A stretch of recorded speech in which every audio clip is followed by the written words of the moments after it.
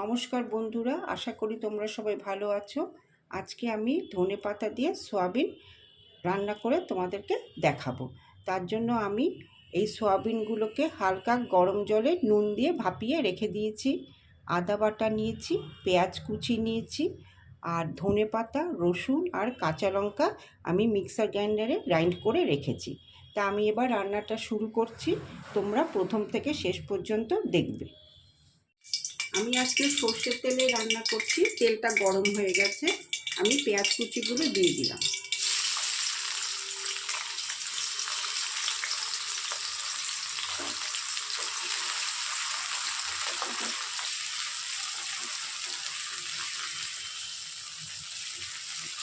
পেঁয়াজগুলো আগে ভালো করে একটু ভেজে নিচ্ছি।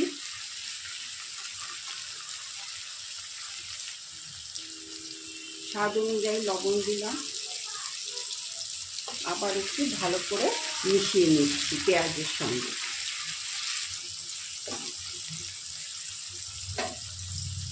পেঁয়াজগুলো ভাজা হয়ে গেছে, এবার আমি আদাটা দিয়ে দিলাম।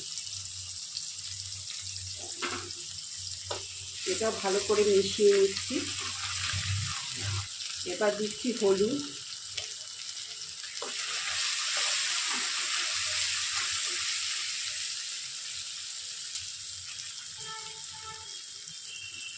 এবার জিরের গুঁড়ো দিলাম।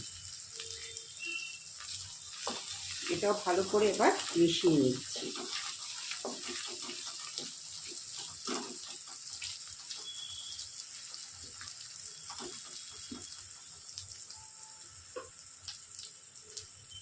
এবার সয়াবিনগুলো দিয়ে দিচ্ছি।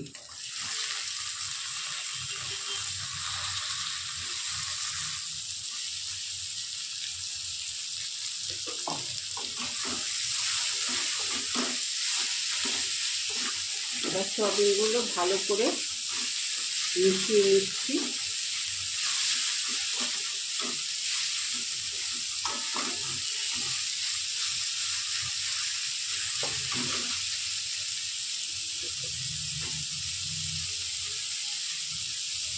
সামান্য চিনি দিলাম।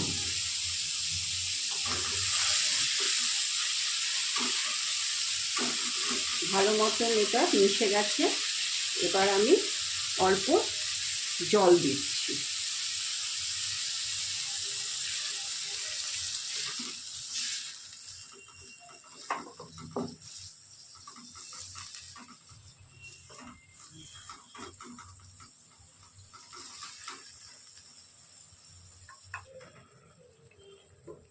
এবার আমি ধনেপাতা বাটাটা দিয়ে দিলাম।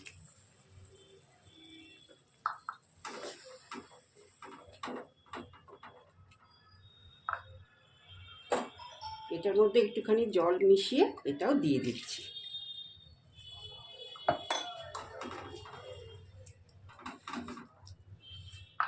এবার আমি এটাকে ঢাকা দিয়ে দিলাম।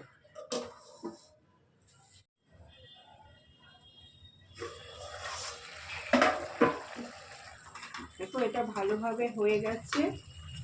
এবার আমি গরম মশলার গুঁড়োটা ছিটিয়ে দিলাম।